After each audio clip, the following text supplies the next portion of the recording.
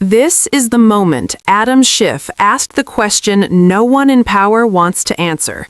Can a president break the law and get away with it? And the silence that followed from a Trump-backed judicial nominee said everything. Sorry. Thank you, Mr. Chairman. Mr. Smith, I believe that a lot of the corruption that we're seeing in the administration and the White House traces back to a single decision of the Supreme Court granting the president immunity, absolute immunity when it comes to certain core functions of the executive, a qualified immunity as to other official acts. The only area where a president would be personally liable for prosecution would be purely personal conduct, which is hard to imagine what that entails given that the president is president 24 hours a day. You were part of the president's legal team defending the president, articulating the president's position in Trump v. United States. I want to ask you about that.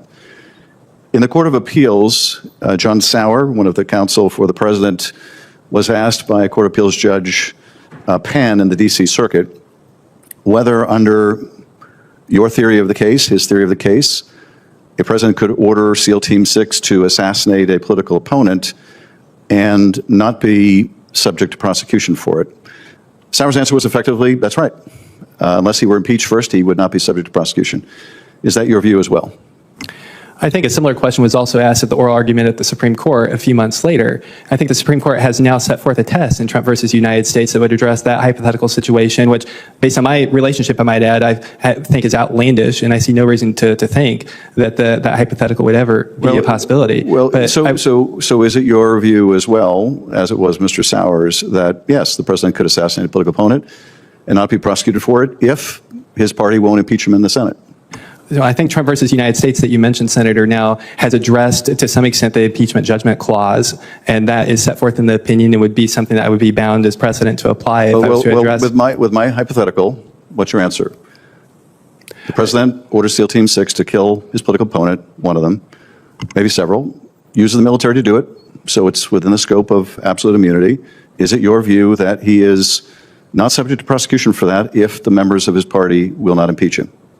With that hypothetical or any hypothetical that you might try to pose, Senator, I would just refer to the test that the Supreme Court has set out. I'm asking you your view, so just tell me yes or no. Yeah, and I want to tell you that as a judicial nominee, I don't want to prejudge any case regardless. Well, I'm not asking you to prejudge. I'm asking you to talk about your view and also what you argued, what you counseled the president in that case. Did you make the argument as a member of the president's legal team that, yes, he could assassinate his opponent if he used the military to do it, and if his party wouldn't impeach him, that he would be protected? Yeah, so I can't get into any privilege conversations, as you know, due to attorney-client privilege, but I would refer you to the remarks that John Sauer had at the Court of Appeals and the Supreme Court. Well, the remarks that he made were, yes, that's correct, he would be immune. So I don't hear any disagreement with you. Do you disagree?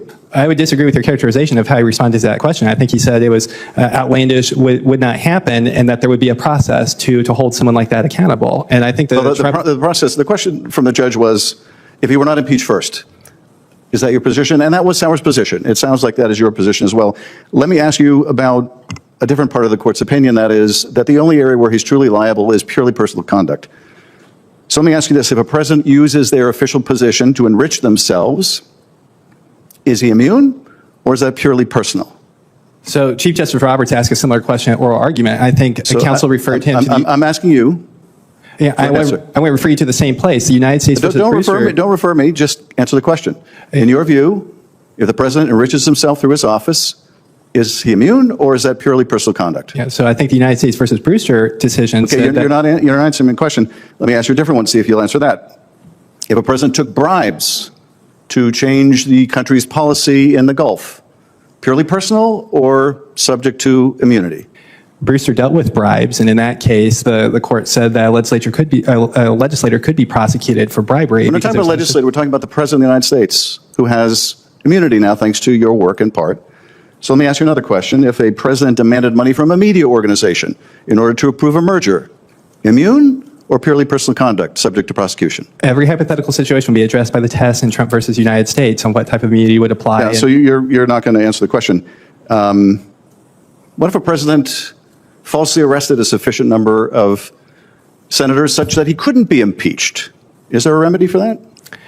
For each of these hypothetical situations, the Trump versus United States test would be applied. Okay, the Trump v. United States test would be applied. So the president is using the military to arrest members of Congress to prevent his impeachment. What's the remedy?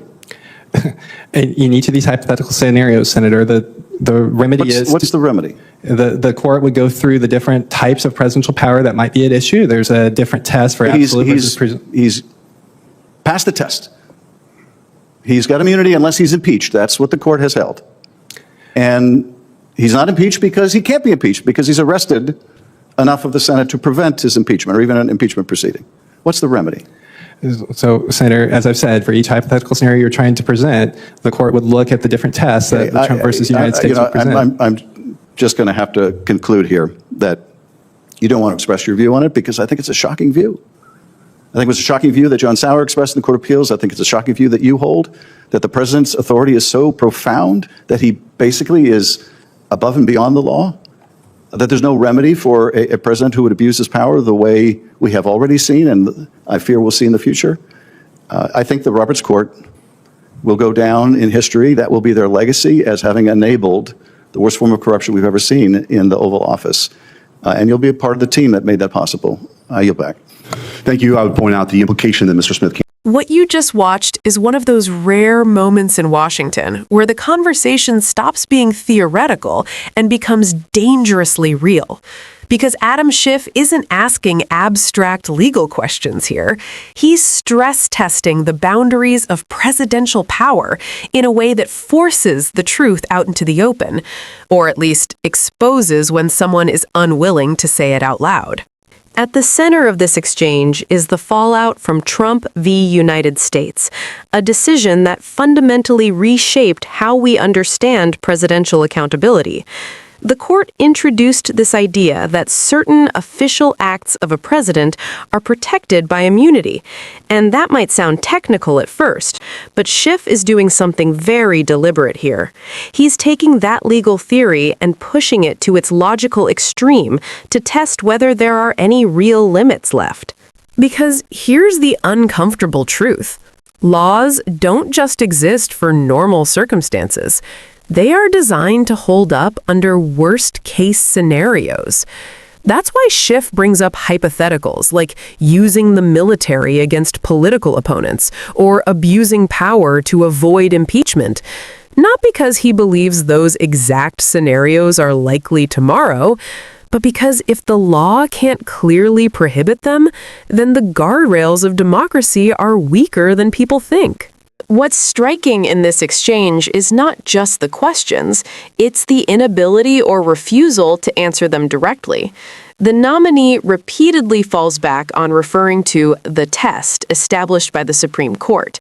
But that response, while legally safe, avoids the core issue Schiff is raising. The question isn't what the court said in abstract terms. The question is whether there is any scenario where a president can clearly be held accountable when abusing power under the cover of official duties. This video breaks down what this exchange really means, why it matters, and what it could signal for the future of presidential power in the United States. If you want in-depth political analysis that actually helps you understand the bigger picture, subscribe to Blue Voice and stay informed.